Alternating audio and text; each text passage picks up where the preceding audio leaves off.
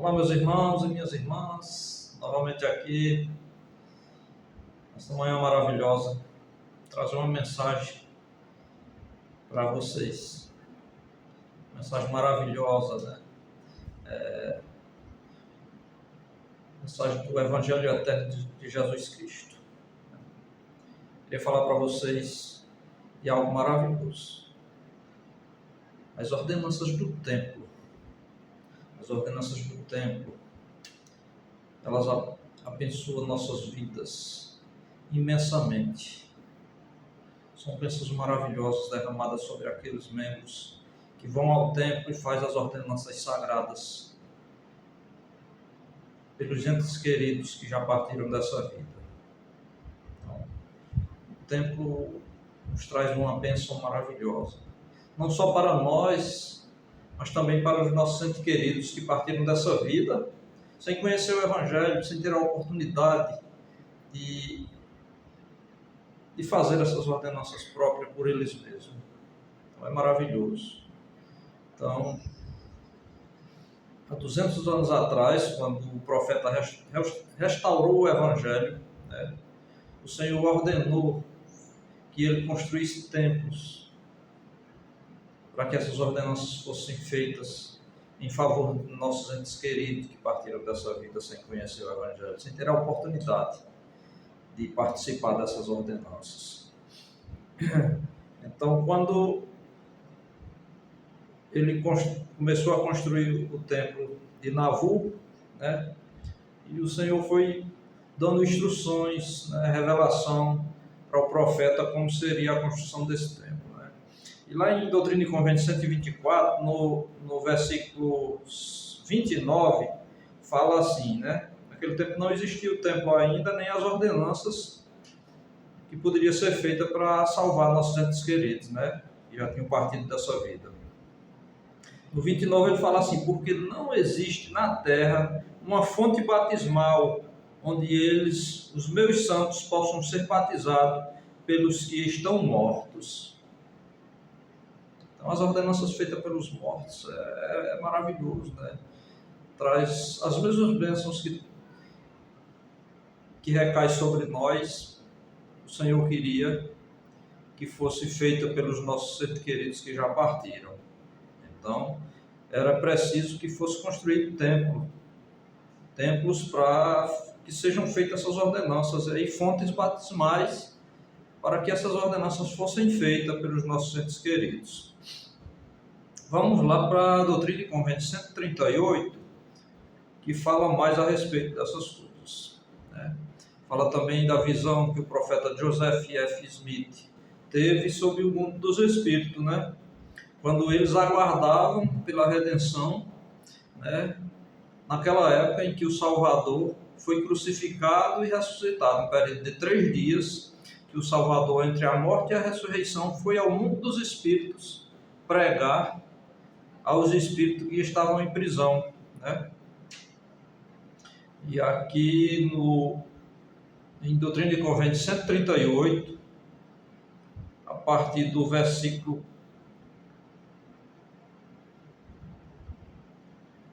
11. No versículo 11, vou começar aqui no versículo 11, que fala assim: o profeta Joseph F. Smith, falando da visão que ele teve do mundo espiritual, né?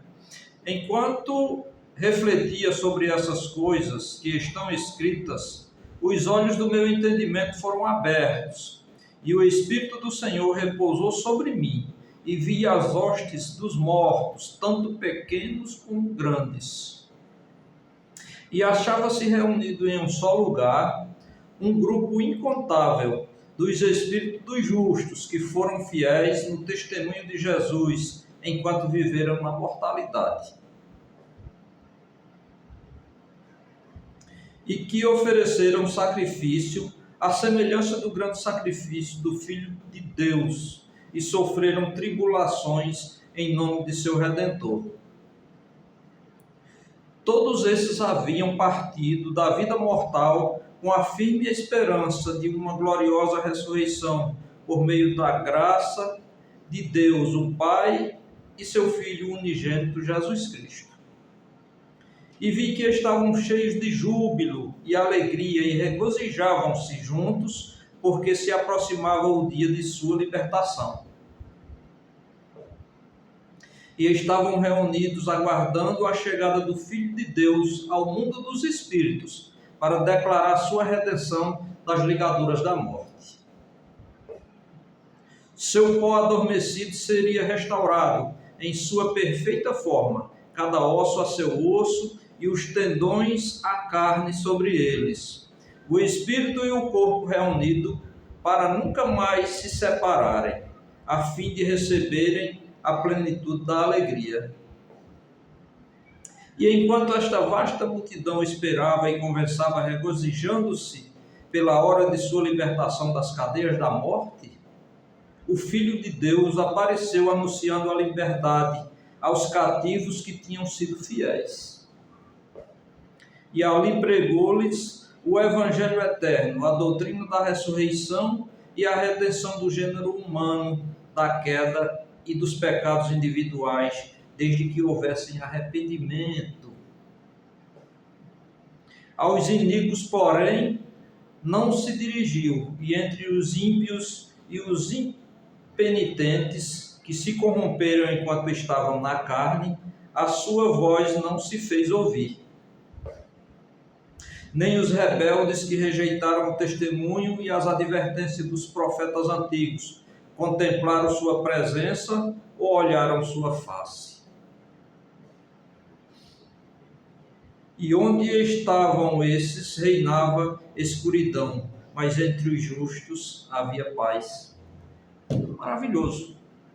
Muitas pessoas não sabem desse evento maravilhoso, que ali, entre a crucificação e a ressurreição do Salvador Jesus Cristo, que foi um período de 3 dias e 3 noites, o Salvador foi ao mundo dos espíritos pregar aqueles espíritos que estavam em prisão, que morreram sem conhecer o Evangelho de Jesus Cristo, sem nunca ter ouvido falar nas ordenanças do Evangelho eterno do Salvador Jesus Cristo. Então o Salvador foi lá e pregou a esses espíritos, né? Declarou as ordenanças sagradas para aqueles espíritos que estavam ali aguardando. Só que no mundo dos espíritos, eles estavam aguardando ansiosos pela chegada do Salvador ao mundo dos espíritos. Isso é maravilhoso. Eu sei que essas coisas são verdadeiras. Eu sei que o Evangelho eterno do Senhor Jesus Cristo está na terra hoje.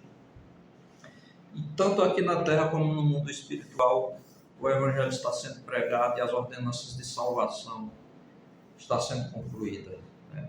Possamos fazer todas as ordenanças sagradas pelos nossos entes queridos nos tempos, para que possamos salvar não só a nós, mas também a eles, porque as Escrituras falam que nós sem eles não podemos ser salvos, nem eles sem nós.